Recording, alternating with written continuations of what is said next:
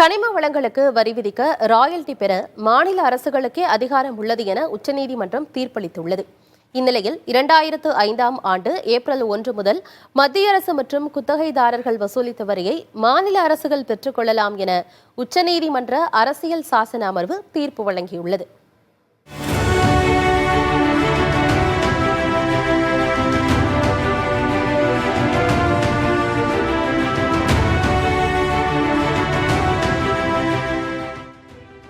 கனிம வளங்களின் நிலங்களின் மீதான வரி மற்றும் ராயல்டி ஆகியவற்றை வசூலிக்க மாநில அரசுக்குத்தான் அதிகாரம் இருக்கிறது என கடந்த ஜூலை 25ஆம் தேதி உச்சநீதிமன்ற தலைமை நீதிபதி சந்திரசூட் அடங்கிய 9 நீதிபதிகள் கொண்ட அரசியல் சாசன அமர்வு அதிரடி தீர்ப்பை வழங்கியது. இதில் ஒரு நீதிபதி மட்டும் மாறுபட்ட தீர்ப்பை வழங்கிய நிலையில் 8 நீதிபதிகள் மாநில அரசுகளின் அதிகாரத்தை உறுதிப்படுத்தி இருந்தார்கள். தீர்ப்பில் சுரங்கங்கள் மற்றும் குவாரிகளை உள்ளடக்கிய நிலங்களுக்கு வரி விதிப்பதை நாடாளுமன்றத்தின் சுரங்கங்கள் மற்றும் கனிமங்கள் 1957 சட்டம் வரையறுக்கவில்லை.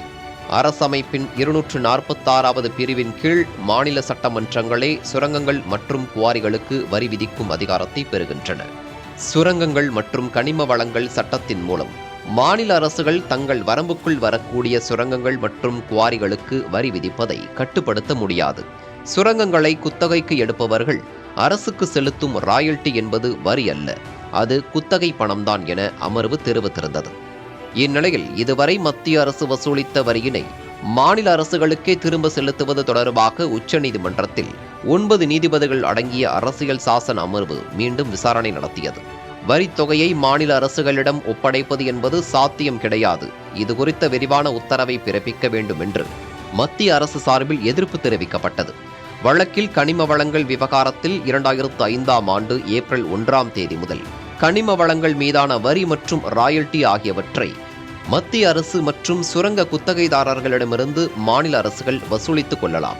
அடுத்த 12 ஆண்டுகளுக்கு தவணை முறையில் இந்த நிலுவைத் தொகையினை மாநில அரசுகள் வசூலித்துக் கொள்ளலாம். இருப்பினும் கடந்த கால நிலுவைத் தொகைக்கு அபராதம் மற்றும் வட்டியை மாநிலங்கள் வசூலிக்க கூடாது என தீர்ப்பளித்தனர். இதில் நீதிபதி நாகரத்னா மாறுபட்ட தீர்ப்பை முன்னதாக வழங்கியதால் அவர் உத்தரவு நகலில் கையெழுத்திட மாட்டார் என்று தலைமை நீதிபதி தெரிவித்தார். புதிய தலைமுறைக்காக டெல்லியிலிருந்து செய்தியாளர் நிரஞ்சன் குமார்.